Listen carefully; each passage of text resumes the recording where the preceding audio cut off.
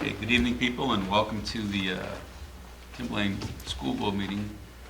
This is a special meeting that I convened so our board could review the budget. We have a joint meeting an hour from now with the School Budget Committee. So that's the whole purpose of this meeting, is so we can collectively address the current proposed budgets in front of us. Unfortunately, I have my doubts, because it's going to be about a 45-minute meeting. I have my doubts there's going to be input from the audience. That was not really the intent of this meeting. If we have time, we'll be happy to do that, if we can do that, but that's clearly not the intent. This is more like a work session meeting for the school board. I know I have, and I'm sure the members of the board have received several emails about the proposed budget. Some, I have to say right now, about 50-50. We get a lot of people saying it's great, they'd like to hear about budget cuts, and we have a lot of people saying that's outrageous, you can't do it. So I guess because we are in the season, we're probably about halfway through the season right now. And I think how we got here tonight is this board, by a majority vote, is seeking ways to cut the budget. Mr. Chair? Mr. Chairman, That never we happened. didn't take a vote. Okay, excuse me. On a Okay, motion. okay, we're going to take a vote first, because apparently I'm glad there's a bunch of students here, because see, there's some people here that I guess they have problems with their verbs. You didn't take a vote, So, we need a motion. excuse me. You just need a motion. Okay, I'll entertain a motion to lower the budget. Okay, you know what? I'm sorry, we're not going to do that, Sue. This is my meeting. I didn't interrupt you with your meeting, okay? No, you didn't. Okay, thank you. So what happened, people? Approximately a month ago, there was a consensus of the board in a public meeting. And I quizzed the board.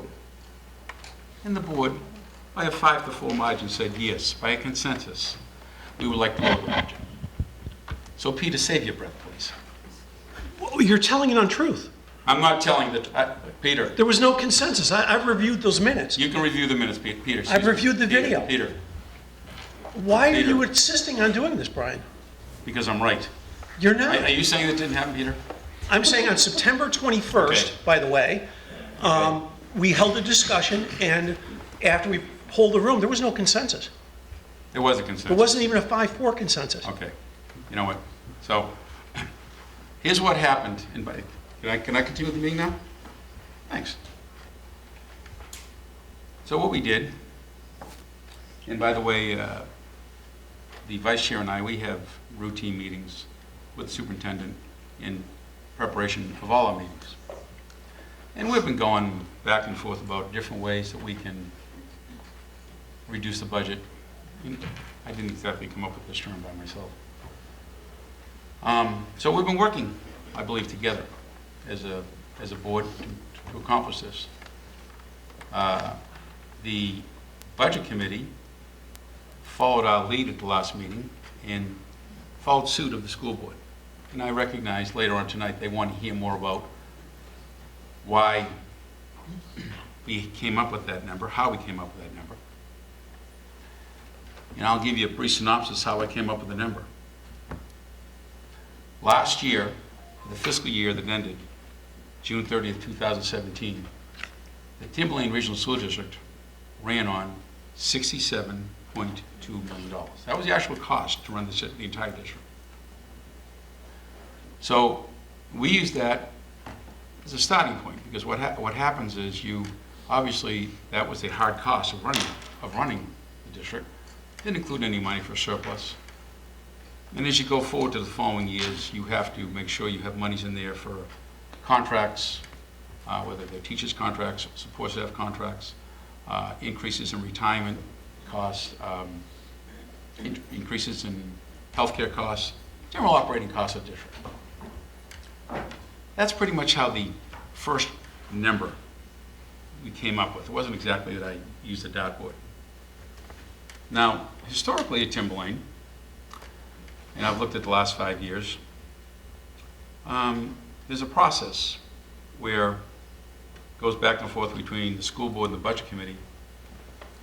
And a number will get thrown out there, say, okay, here's my first draft of budget, 76 million. 2 weeks later, it comes in $2 million less.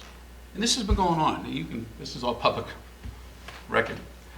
This is how this district operates. Doesn't make it right, doesn't make it wrong. This is just how historically this district operates. The different boards go back and forth, get input from the administration. So I believe last week is when the $75 million draft budget came out. I think it was November 23rd.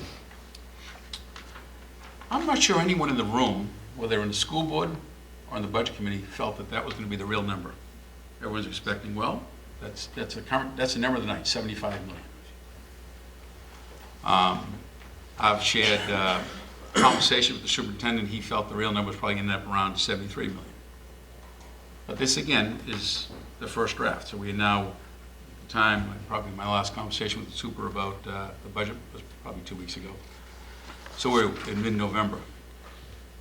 Now I've asked, how do we go about getting to these numbers? We have to, obviously when there's going to be some kind of a budget cut, same thing if there's going to be some kind of budget increase, how do you do it? How would you get from point A to point B?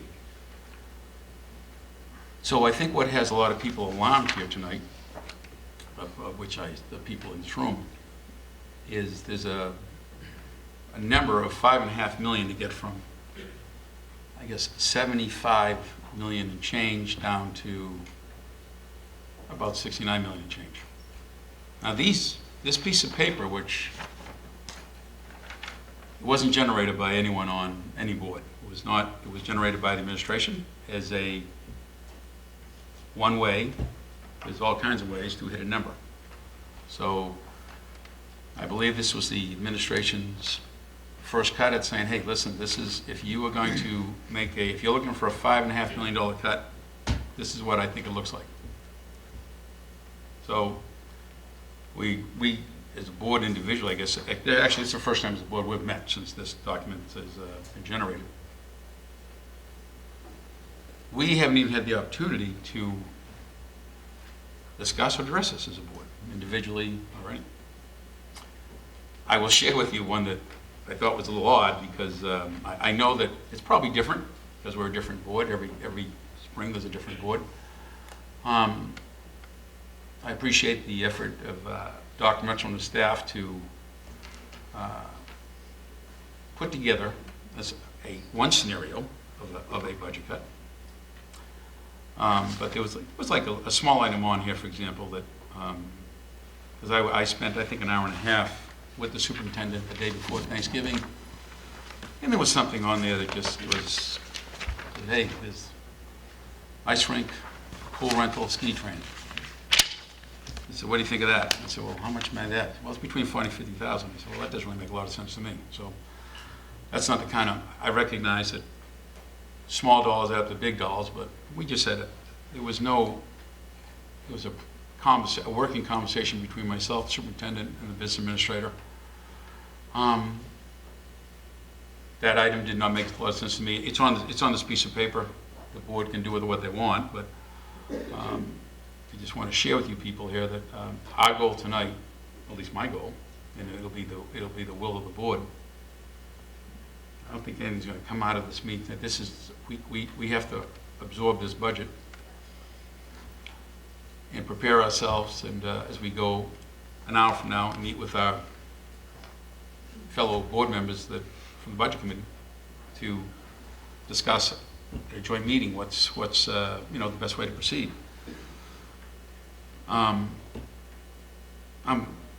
There's all kinds of ways you can cut a budget. I have my thoughts, and I'm sure there's 9 members in this board. I'm sure there's at least 7 different opinions how to cut a budget. I'm sure when an hour from now we go with the budget committee, I'm sure there's another 7 to 9 different opinions what their thoughts are. I don't believe anyone, and I've said this before, is out here trying to hurt anybody, hurt Timberlane. Myself, I've been a resident in this area for over 30 years. Put 3 kids through the school system. So I'm a pretty happy Timberlane customer, so I'm not really here to hurt anybody from Timberlane. That being said, when I look at the budget, when I look at that, what it actually cost to run the district, $67 million for the year that just ended, and now I look at a piece of paper that says, well, would like to run it fiscal year later. Well, there's 1 year in between, that's our current year. For next fiscal year, would like to get $8 million to do pretty much the same thing, $8 million more. That's a lot of money. Now, this board's already taken management restrictions. In fact, what we did was earlier in the year, we eliminated 2 administrative positions and we froze 1 administrative position. Now, those 3 positions combined probably saved the taxpayers, I bet, about $400,000. Now, one of those positions will be filled, and actually, I believe one of those positions in the future is going to be combined with another one. And what I am hoping to do over the next 4 weeks is to work with the administration and the budget committee and come up with a budget that makes sense, combination of combining some positions. I've only been on the board since March, but I believe we lose about 2 or 3 dozen teachers a year through retirement. Maybe they just leave the area. So of the 24 to 30 people we might lose, they may find 4 to 6, maybe 8 positions. I know for a fact one, keep her name out of it, she's a phys ed teacher, she's already given her notice, she's retiring this year. So I have my doubts that the superintendent's going to want to fill that position. That's pretty much his call. But these things happen every day, that people come and go out of our district. So I want you people to be assured that there's a lot of stuff going on in social media. I'm personally not for those who know me, I'm just not a big social media participant. But I recognize that I'm a minority, that most people in the world are. Don't believe everything you read, don't believe everything you hear. Let your elected officials do their job. We are here November 30th. We've got a good 4 to 6 weeks to go before we put a recommended operating budget in front of the community. That is clearly where you want to, and I hope to see this many people and more at those public hearings so their voices can be heard. I mean, I don't, I'm speaking even longer than I want to speak tonight because there's so many of you out here. My vision tonight, what was going to happen was this board was going to be talking about the next step. So we all have email. We've received a lot of concerns, and I got to share with you that I've received them on the other side too. So I get it. This is a time of the year where emotions raise, mine included, and we're going to just do the best we can to serve you people and the other close to 30,000 who are not in the room here tonight.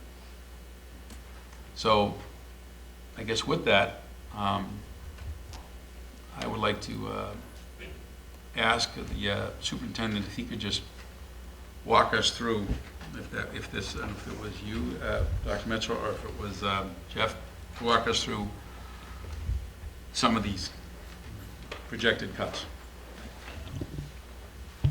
I'd be happy to talk briefly about how we came up with this. As you know, and you indicated earlier, we invited you in, and we were going to take a couple of weeks to take a look at this budget. We had been spending quite a bit of time, throughout the fall, discussions with yourself, Dr. Farah, about some of the options as we looked at the budget. And so myself and Attorney Dowd invited you in on Wednesday afternoon, basically, because I didn't want to tell the Budget Committee that I could bring this back to you tonight until I had an opportunity to speak to him privately, because basically what I was going to be asking him to do was basically give up his Thanksgiving weekend with his family. And a couple of board members popped by over the weekend. They saw him there with his kids. He gave up his Thanksgiving weekend with his family to put this budget together. So to say we just threw this together, we didn't spend a lot of time, is just not accurate. You know, we spent the entire weekend, not you and I, or you and me rather, but Attorney Dowd and I. So we went, we took a look, and we tried to do what we thought, if that was the amount or the resources that you were going to allow us to have to run the district, we felt like we could work smart and spread some of this across the board. So if you look at percentages, if you're looking at 11 and a half administrators, and you're looking at a certain number of teachers and a certain number of TSSU people, some CIP projects that are not necessarily part of a strategic plan because the strategic plan has not yet been developed. You know, we just took a look and we saw, okay, where were we last year? What are the new things? You know, if we had to do some reductions in staff, how could we spread that evenly and get to that line? And so I know there are small items, you know, when you're trying to get to a number, and it was very difficult as you're starting to go, well, we need 50, we need another 100, we need another 200, we need another, so it's collecting a whole lot of things to try to get to that number. You know, are there some leaps in here to get to that number? Absolutely. There are things that concern me greatly. The special ed, the student services, some of those are challenges. The staffing challenges you alluded to earlier, we don't really get to the staffing piece until the spring. So, you know, when we start to know what retirements, what kind of staffing needs, you know, what kind of shifts we'd have in staffing.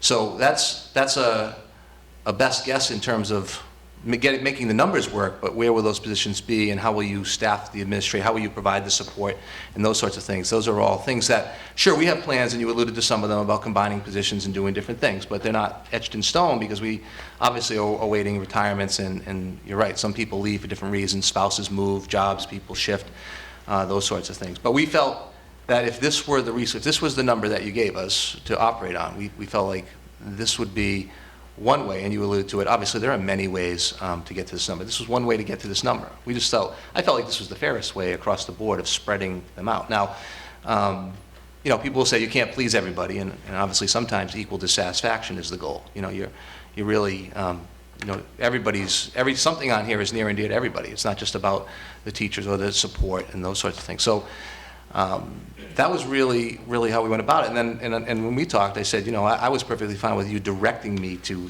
do this over the weekend and get this out. And we had that conversation, and that's not what you did to me. I don't want people to think he made me stay in the office all weekend. But I said, I'm fine with you directing us to do it, because I felt like you meeting tonight and you meeting with a joint meeting for the budget committee wouldn't be very useful if you didn't have at least another draft to look at. Is it perfect? Absolutely not. It's not great. It's not ideal. And it's probably one of several drafts away from getting to where we need to be. So we're not married to this. This is not our wish list. This is not something that we think is great. But we do think that this would be the best that we could do with those resources provided. Now, I don't have the business administrator here to go line by line, and I think that that's something that the budget committee will be doing later this evening to look at them. I certainly would do that if you wanted. But that was really what went into it. So we got that together, and I was on him all day Sunday, and eventually late Sunday night he was able to, because I told you it was a little complicated. We were trying to pull things from different lines to try to make this work, because the salaries, you know, sometimes, you know, you have numbers that you think is a salary, but then when you look at the actual salary, sometimes they're not quite what you would hope they would be, and you're not going to get to that 69.6. You know, you have to add a few more people, you have to add a few more resources and those sorts of things. When you actually start looking at what the real numbers mean, what was the real retirement number, what were the real salaries of potentially the people. We don't even know which 25 people. You know, if people leave, sometimes there are people with a lot of experience and perhaps they have a higher number. Sometimes there's some of our newer staff and maybe their salary's not quite as high. So those are all some of the challenges, but opportunities to take a look at the budget and look at some of the positions and resources that we have.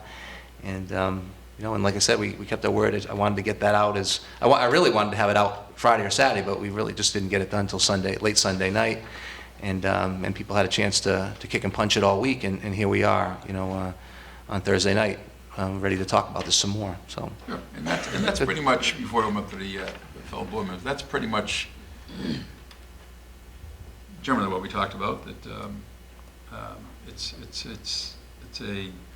a back and forth. There was a goal of just below 70 million.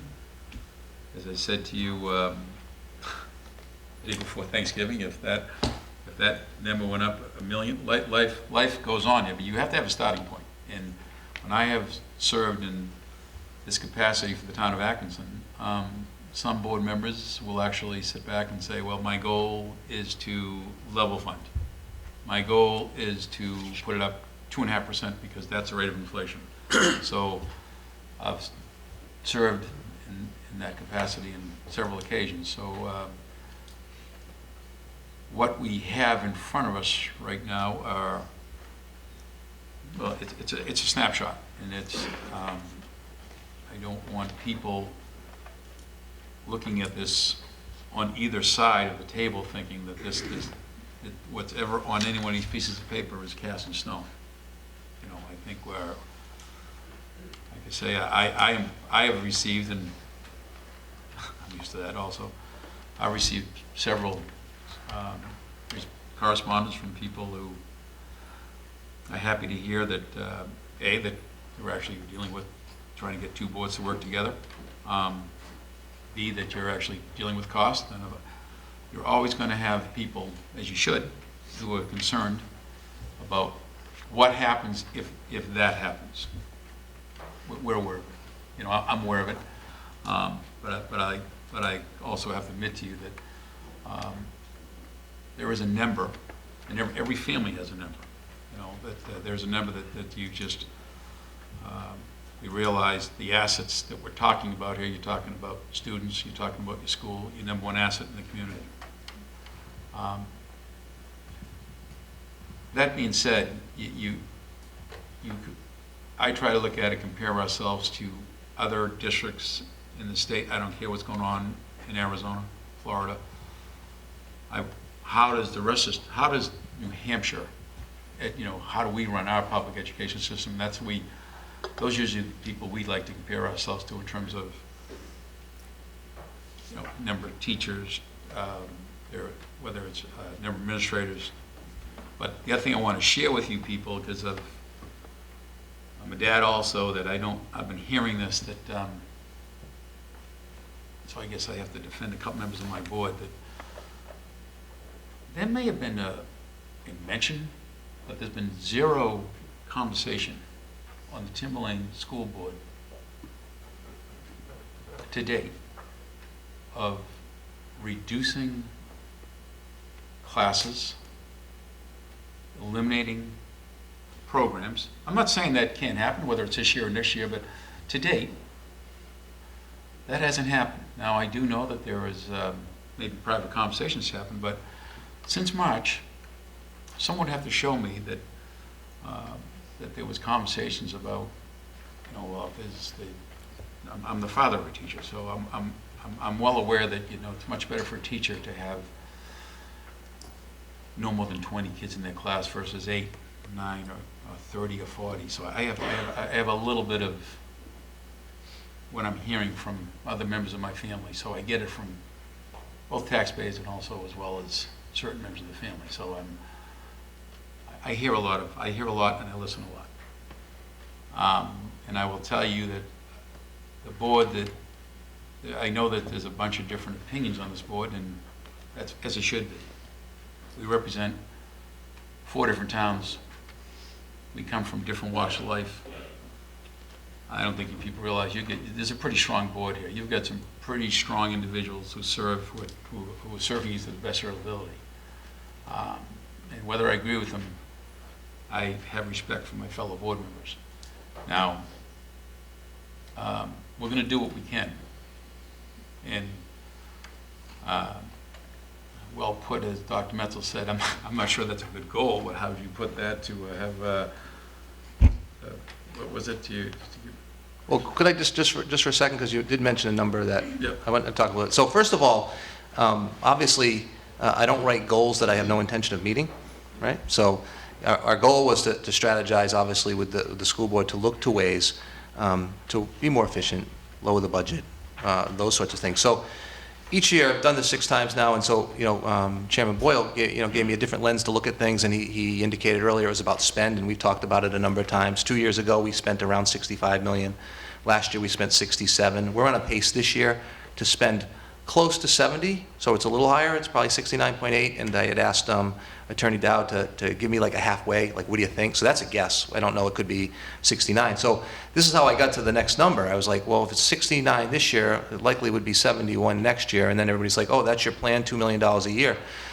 It goes up to $2 million a year because of some of the things that some things we have control of, some things we don't. And so then I took the 71 and I said, okay, well, we like to have customarily a $1.8 million surplus or so, and that's how I got to that 72.8 number. And so that was really how I got to that number. It wasn't really, I just looked at it a little bit differently in working with Chairman Boyle and Dr. Farah, looking at what we actually spent to run the district. And you would say, well, why wouldn't you do that every year? And what you need to know is every budget committee and every school board is just a little bit different, and they go about things a little bit differently. So we sometimes, as administrative staff, have to adjust our styles to work with the two boards to try to get to that sweet number, that sweet spot where everybody's comfortable and they have an appetite to support. So you alluded to the goal that I don't know if I answered your question. No, you didn't. You had a term which was much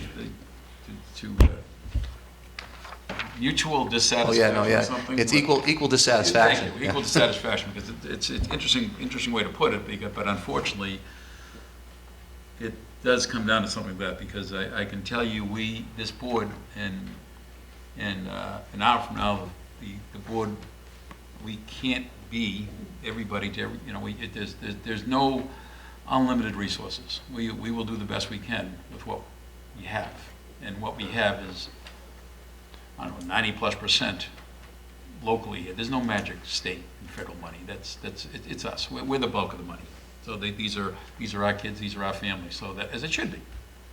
I don't expect any special treatment, and because we are demographically better off than a lot of other places in our country, we don't get super amounts of these federal monies that less, communities of less financial stature get.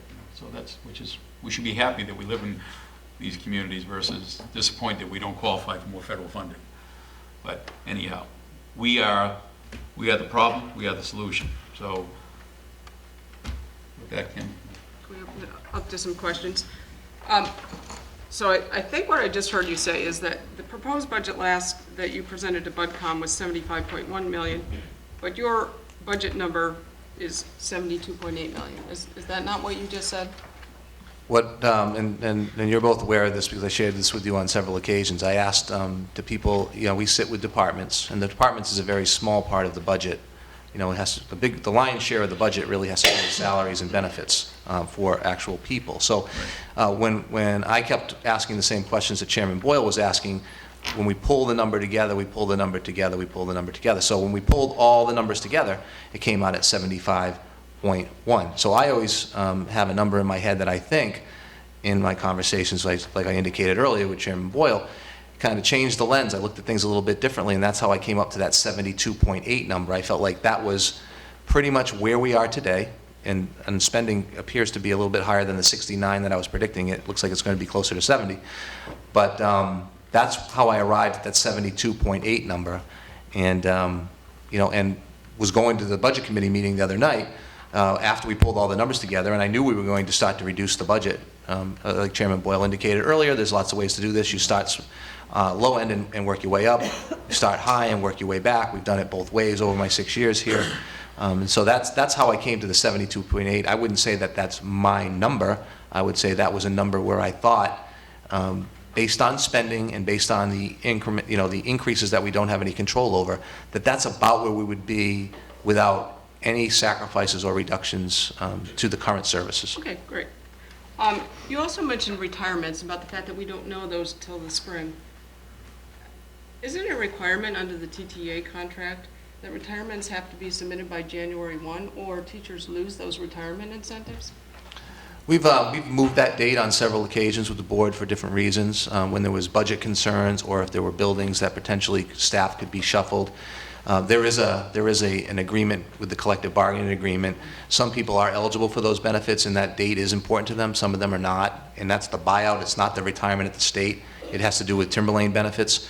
And then the rest of the people that come and go, obviously, is as predictable as you could imagine, right? So people move, they get jobs, those sorts of things. Well, correct. So that date is January 1.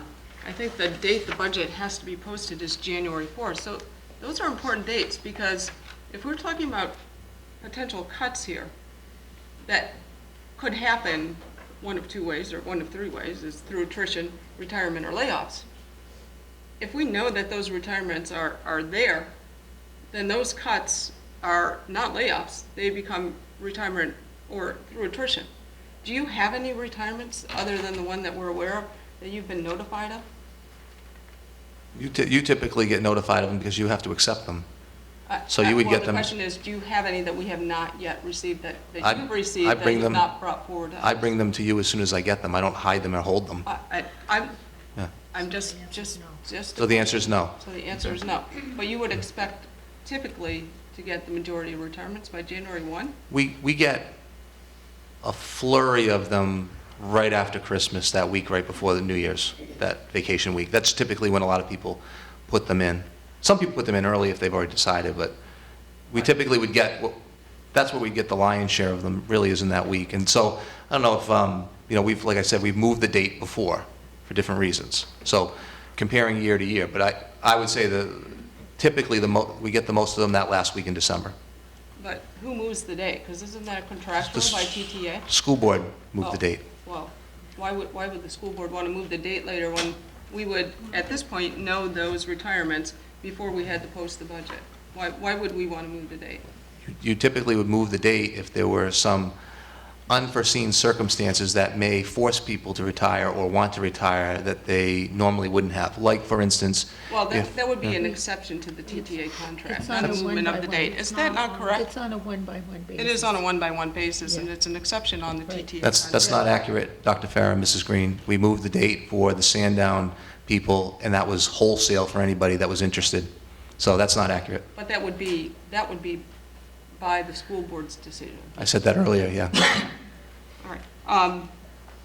Another thing you mentioned, that you, when you looked at these cuts, you said, quote, "the fairest way across the board."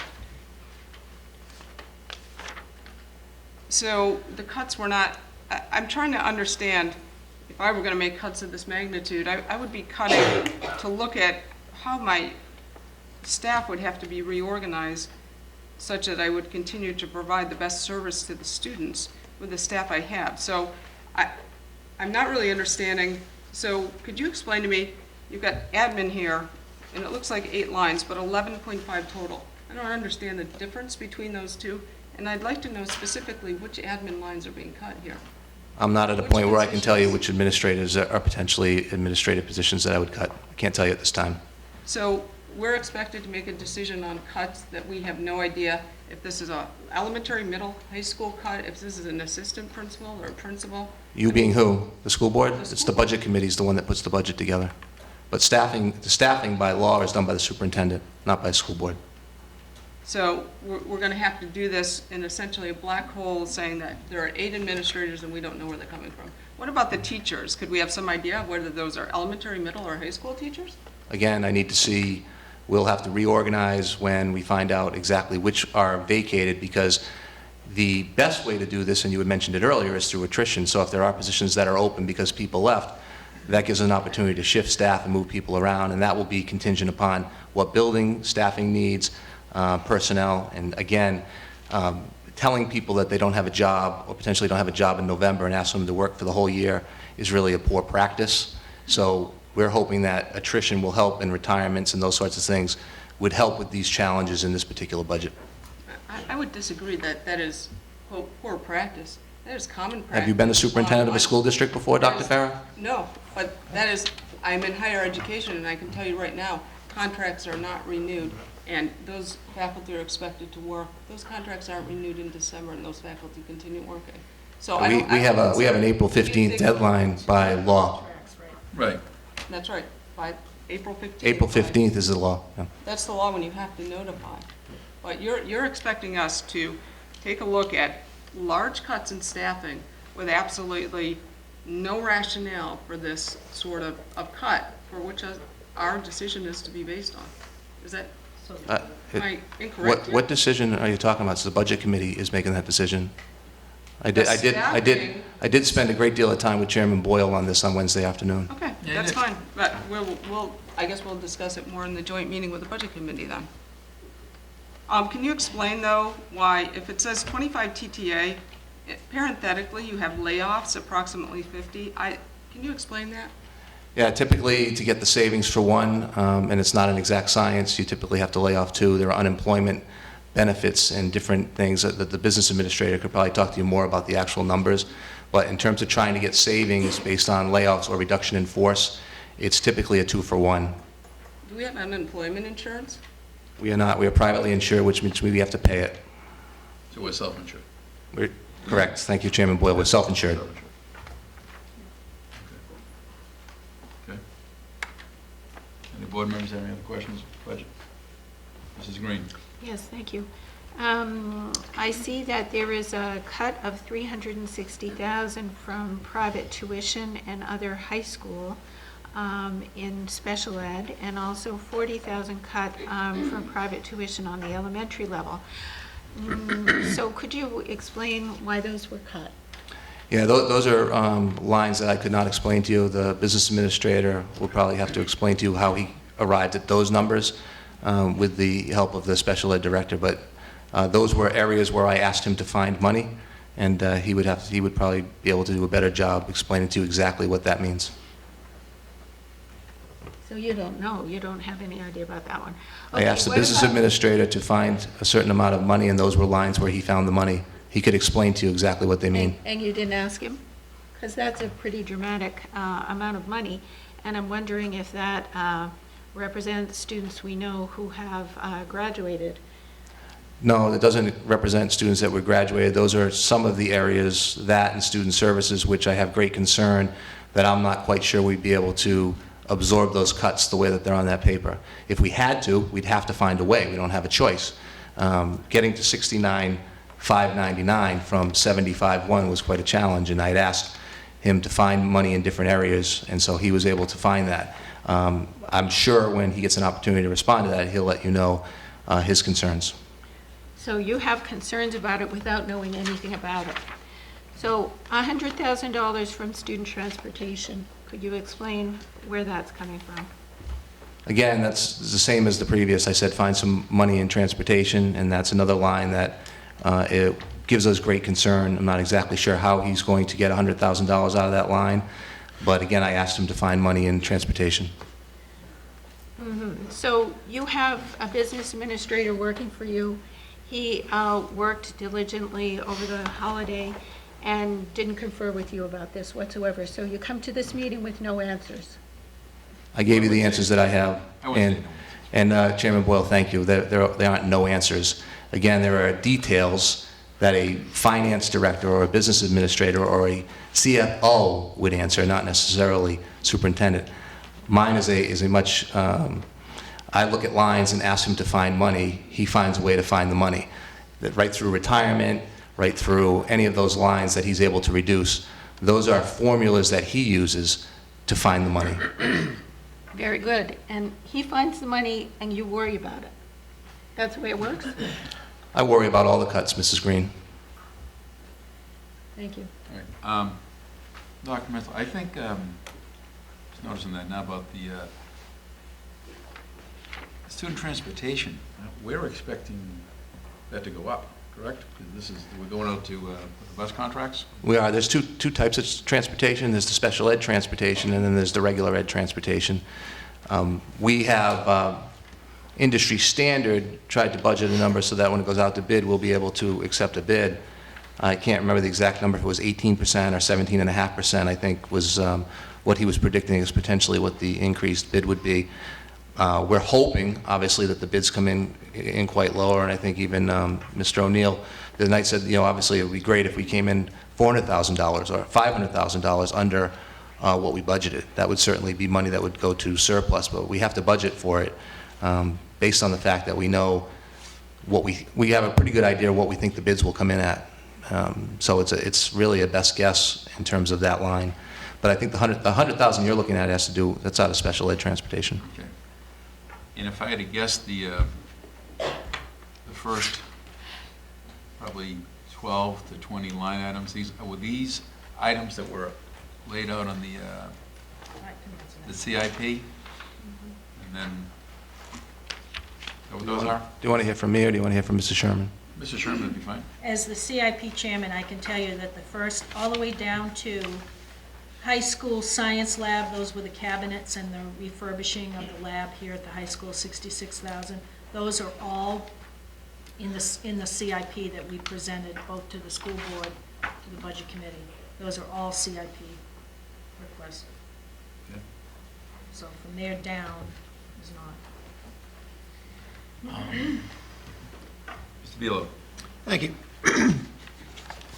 I see that the fiber at $218,000 is in this line. I guess I have some concerns about that, given that the state has some number of millions of dollars that they're providing to school districts to upgrade their internet access. And one of the conditions of that, I believe, is to actually have a plan in place and somewhere in a budget or CIP to do it. Not just to raise your hand and say, pay me, pay me. So removing this seems to eliminate any possibility of us getting a grant to do that, or some portion of it by the state. I believe that was, and somebody correct me, Mr. O'Neill, say, no, they're budget committee members here. I believe that they removed that to put it on an article on the warrant, if I'm not mistaken. Accurate. Oh, okay. It's our warrant. And I do believe that that would not put our application at risk. Is that what we understood? Actually, if I could interject, there's actually two proposals. One is doing that.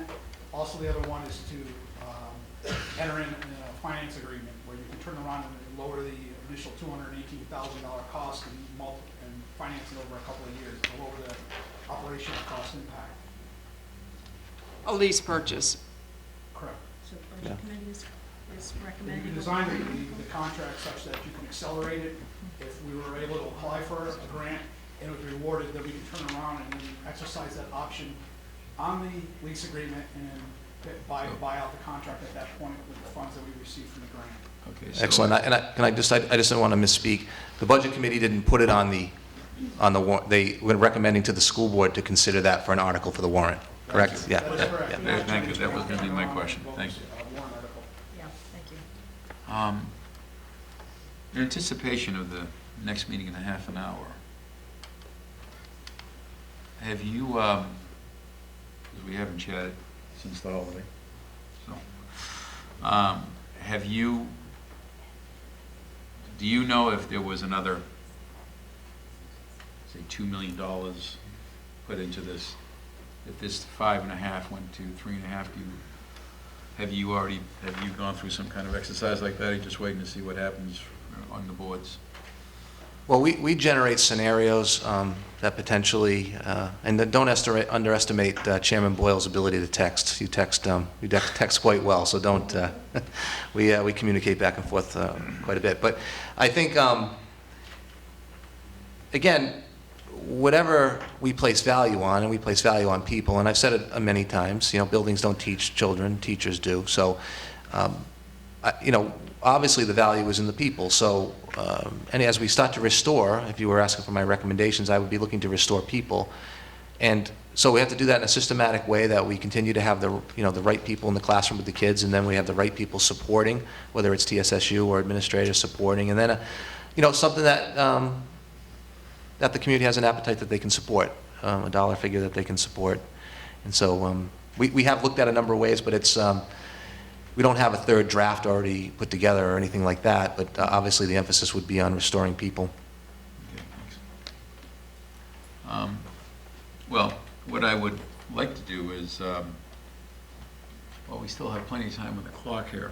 Chairman Boyle, Dan's trying to get your attention. Sorry, Dan. Yeah, a couple things. I'm actually not in favor of a cut like this. And Kim, could you clarify, so you want to know exactly Not exactly, but you want to know if it's an elementary admin that's being cut. You want to know that. Well, Because if you know it, the public knows it. So then you have all the elementary administrators worrying about for the next 6 months if it's their job or not. So you want to know that. yes, because I want to understand, when you're making a significant cut to administration and potentially doing a reorganization of the entire structure from the administrators all the way down, as the school board member, I would want to know what that's going to be and what the effect is on the students and the staff that are going to remain. Yes, I would want to know that. Okay, thanks. Because this is only one of potentially several scenarios, so I would think that I would like to see more than one scenario as to what this sort of cut would affect, how it would affect it, and how it would impact the students. So yes, my answer is yes to that. Chairman Boyle, if I may? Yeah, the reorganization of the administrative staff in the event, 11.5 is a number, 9.5 is a number. And depending on how many administrators would really depend on what the reorganization would look like. And then it would depend on who they are. And then, did you take retirements into consideration? Did people take jobs? Did people leave? A lot of those are, you want to make sure that you do the very best and you retain the very best and come up with the very best plan. So I understand what Dr. Farah is saying. I don't necessarily disagree with her, and that's why I discussed with you, if this, then that, with many of the different scenarios about job combining. And, there are certain jobs that you combine because of the skill set of a particular individual, and certain jobs that you could not, depending on who that person is. So you're right, there are a lot of different scenarios about how the administrative staff could be reorganized. It's going to depend how many are gone and who the actual people are. Now, I know you're saying, well, right here, it's 11.5, do it with that. I think I disagree with you. I think there's tremendous risk in just throwing out scenarios and making people feel like they're devalued or not part of the team. There'll be challenges and opportunities, and I think that's more of a March, April, more of a spring thing about, all right, here's your resources, now how are you going to use them? And I understand what you're saying. I don't feel comfortable voting on that, not knowing what I'm voting on. So I don't disagree with how you feel. I just know that I know the challenges, opportunities, and what the potential damage could be caused to the climate and culture in terms of just generating scenarios with people in and out of an administrative staff. At this point, I think right now it's about getting to a budget number that the community has an appetite to support, and then it's about working smart with the resources you provide. Again, I understand what you're saying. I need to know what those resources are going to mean before I can actually support or not support. So I understand what you're saying, but as far as who those positions are actually, where those teaching positions may or may not be. Remember, the goal was to strategize with you to work on an efficient budget and not at the expense of any of the academics. And that's really where our head's been at. So that's why you don't see programs. That's why you don't see, we have every intention of trying to work smart so that we can still do what we're doing with whatever resources you provide, not wholesale eliminating programs just to make the dollars work. So, and I'm not suggesting that's what you're telling me to do, to eliminate all these things. We have every intention of trying to maintain our program of studies, what we offer K-12 here, with whatever resources this board and the budget committee and the community have an appetite to support. And to be fair to both the chair and I, and our conversations in terms of cuts only discuss administrative cuts. I do not recall that we had any discussions in terms of teachers and paras between the three of us. We, meaning the three of us, we met with Chairman I just- Boyle on Wednesday, Yeah. Well, I was So not, he was- I he was was well not aware part of of it. that conversation. And whether or not he supports and appreciates every cut we made or not, that was really, we said we'd put a draft together and let you kick and punch it, and we'd have it put together and get it out, so you'd have it tonight. That's what you have. And I do appreciate it. Thanks, Brian. I seriously, I think it's, I know it's a lot of work, it's a lot of effort. I offered my services a couple of times to you over the weekend, as to, let's put my old budgeteer hat on, but that's fine. I think, I look at these roles a little different than maybe other people do. I think I'd like to ask our board for vote that basically what you have, what's in front of us here, the second draft,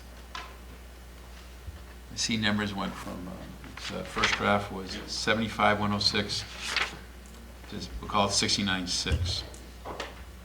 So last year, Tim Lane's budget, it's 71,7, I thought it was 71,5. I thought the I think the capital reserve is capital also, reserve is, yeah, Is in that's what pushes it to 250. That must be 770. in the, that must include the capital reserve. Yes. Okay. You know, I would like to see, because I know that it's a challenge to the administration. I'd like to, again, now to look at this thing where it, if we,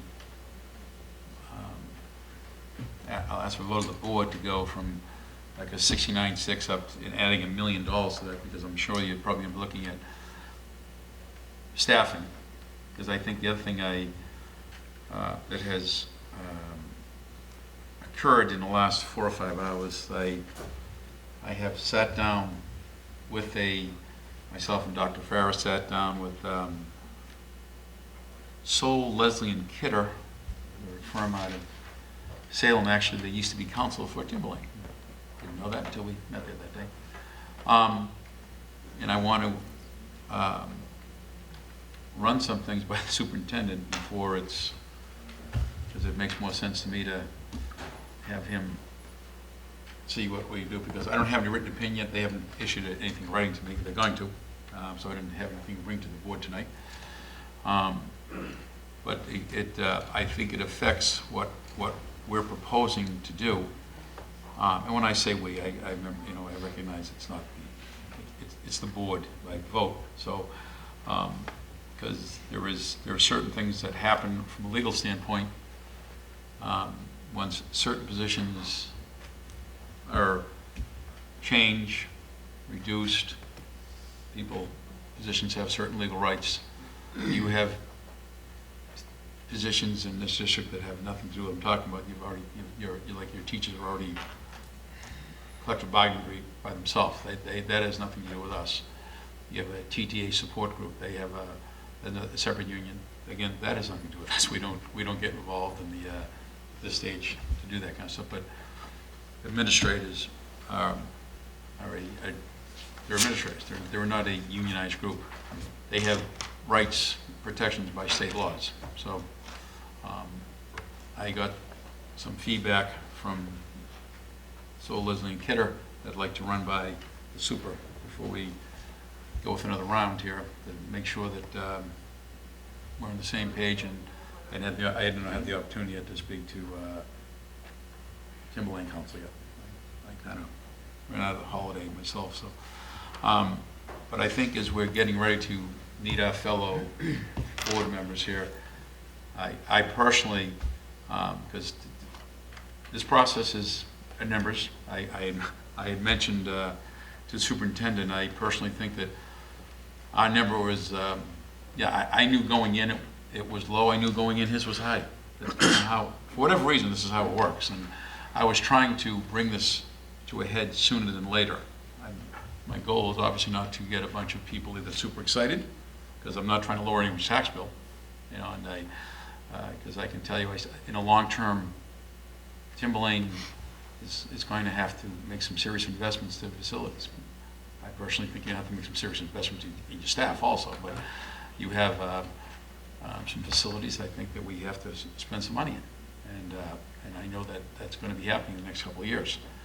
And I ran on the premise that I want to earn back the voters' confidence. So when a board sits back and says, we need your help, we need a warrant article. Facility into room 102 to open, please. Facility into room 102.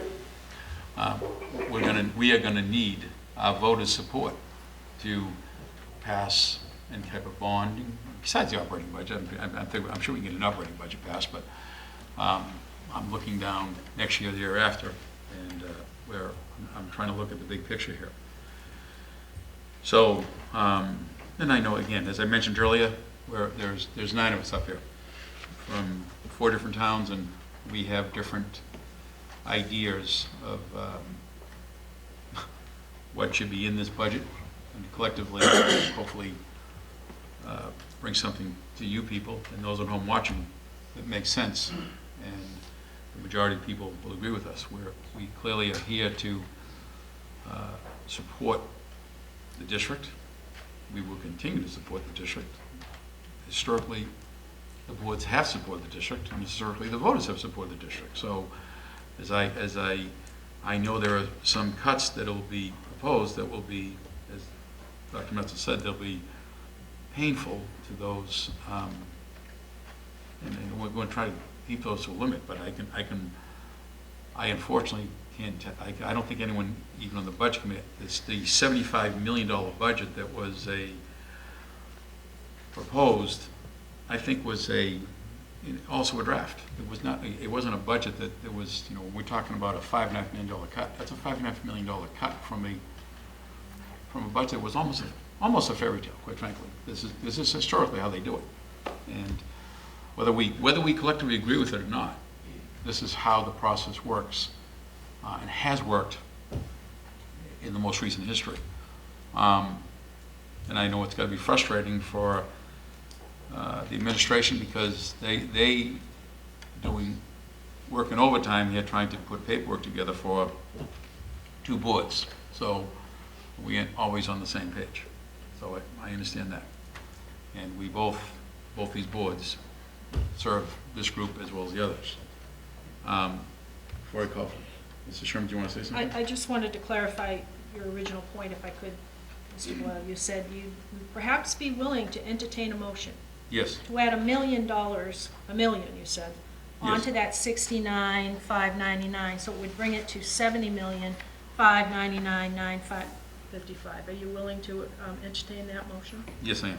So I'd like to make that motion, if I may, to direct the superintendent and the business manager to come back with a third draft to see what that would look like at $70,599,955. I'll second. Motion been made second. All those in favor of the motion? Oh, discussion. Discussion? Mrs. Green? I would just like to say that I think that the proposal, as put before us in the second draft, is unobjectionable to me. The only thing I object to is the fact that we don't have answers to where this money is coming from specifically. But that if the superintendent feels that he can deliver this kind of a budget, I feel kudos to him, and we should go for it. Because I know that the superintendent would never propose anything that would harm education.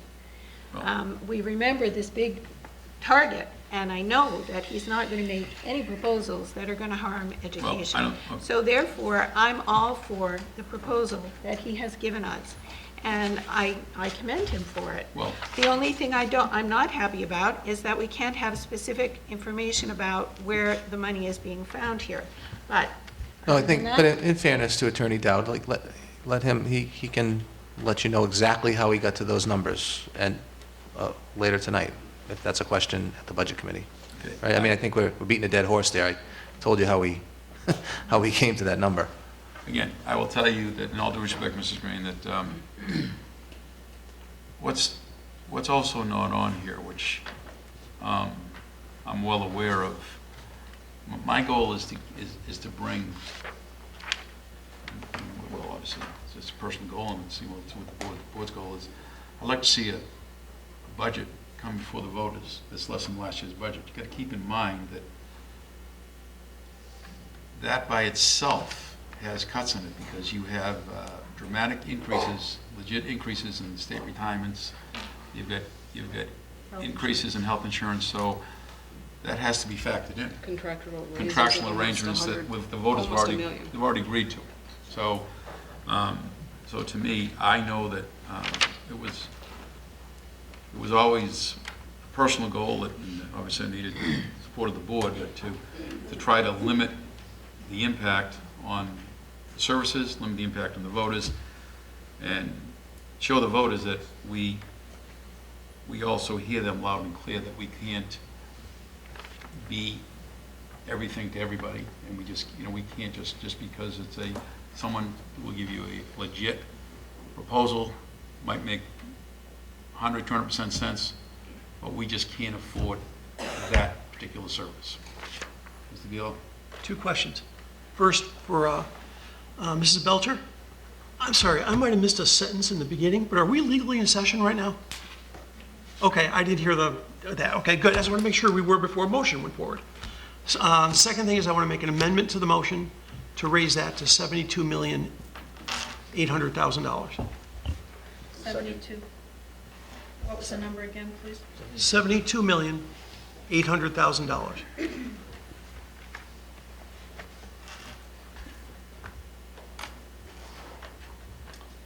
Discussion.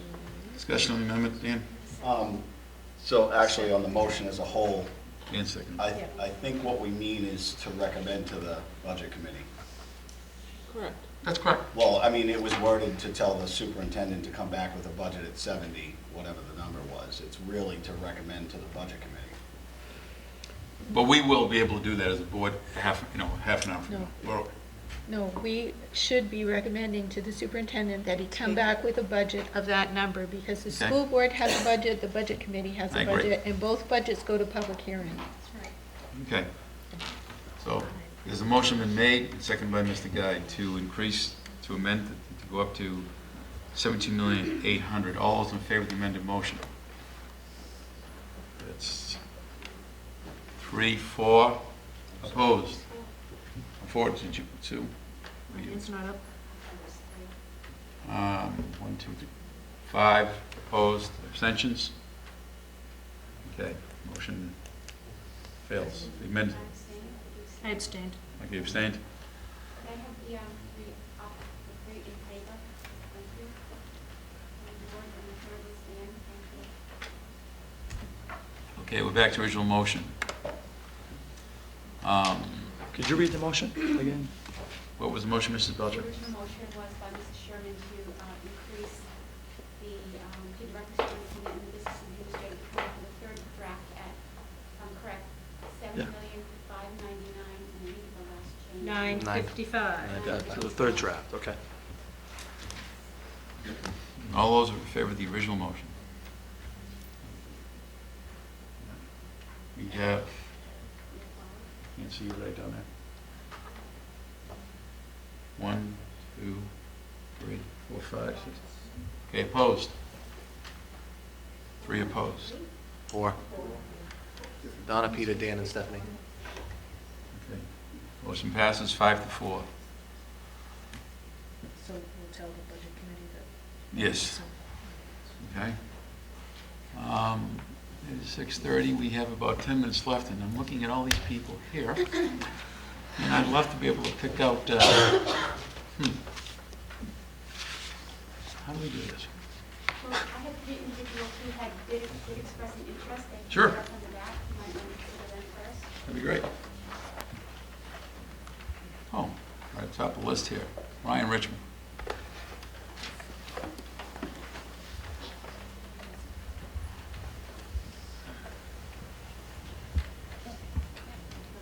Thank you, Mr. Chairman. Ryan Richmond, President of the Timberlane Teachers Association. I'll be speaking at the joint meeting, and so I want to make sure that these students who have come to address you have an opportunity to be heard, because I'm sure that they have work that they need to do tonight for their academics. But I do want to make mention that earlier today, all members of the school board, administration, and the budget committee were sent a copy of a petition signed by nearly 400 stakeholders throughout the district, urging both boards to reject such drastic cuts to funding for the Timberlane Regional School District because of the harm that it would do to the culture, both academic and social, of this district. You all have copies of that. We'll be making mention of it again at the 7 o'clock meeting, but I want to make sure that these students have an opportunity to be heard, because they're while we're here.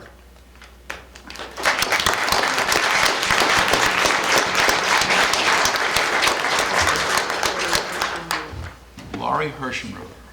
Laurie Hirschenroder. Are you Laurie? Yes, I am. Good.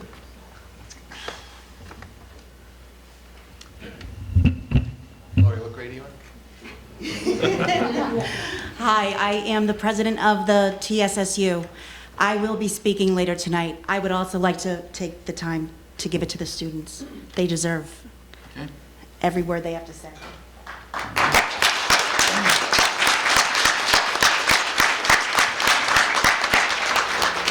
Lindsay Whitaker? See, you got it. There you go. Yeah.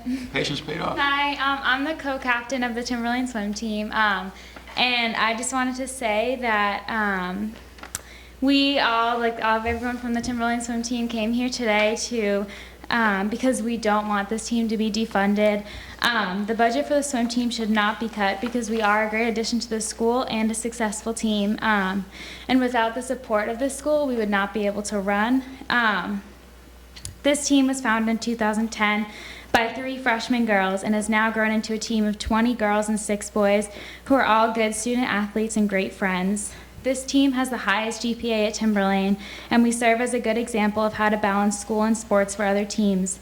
We are involved in the school in many other ways as well. Many members of the team are involved in honor societies, clubs, and executive committees. Our team is very inclusive as well. We take kids of all skill levels and backgrounds. We currently have 8 freshmen who are all looking forward to having 3 more years on the swim team, and juniors who have been on the team for 3 years, waiting for their special senior night meet. Timberlane swimming has also been very successful in the state of New Hampshire. Last year, we placed 5th at the state championships, and almost every year we have a team go and place at states. Taylor Hogan, a senior last year, broke a previous state record set by an Olympian. Most importantly, our swim team is a family. We spend so much time together in the pool and become so close along the way. Personally, I have met some of my best friends on this team, and I hope that it can continue so others can too.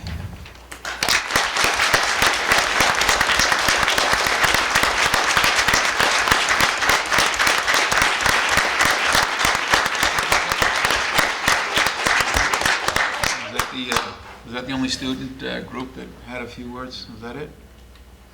All right.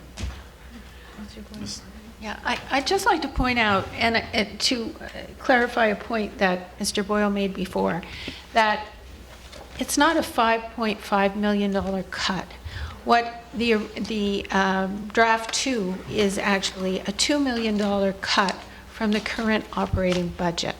You don't go to your boss and ask for a $10,000 raise, and when you're only given a $2,000 raise, say that you got an $8,000 cut in pay. And that's very much what seems to be going on here.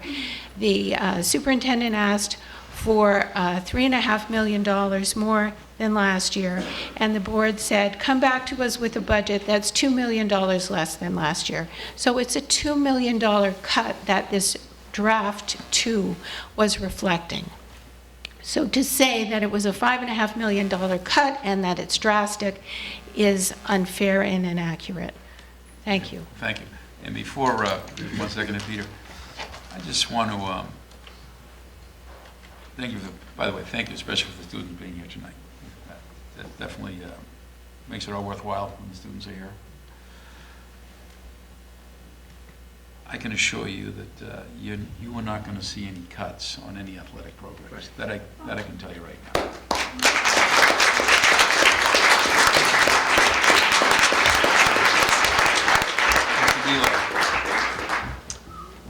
Yeah, a couple points.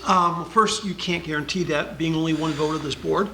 I can guarantee it. And the second is Mrs. Green's comment was actually a little off fiscally because, yes, it was a $2 million decrease from this year's budget, but that did not take into account contractually obligated costs that have to go up elsewhere that add at least another $1 million to that. So it's really more like $3 million, give or take windage. Okay, thank you. I'll entertain a motion to adjourn so we can do the stroll down to. So moved. Yes, sir. Second. Thank you very much, people, for showing up.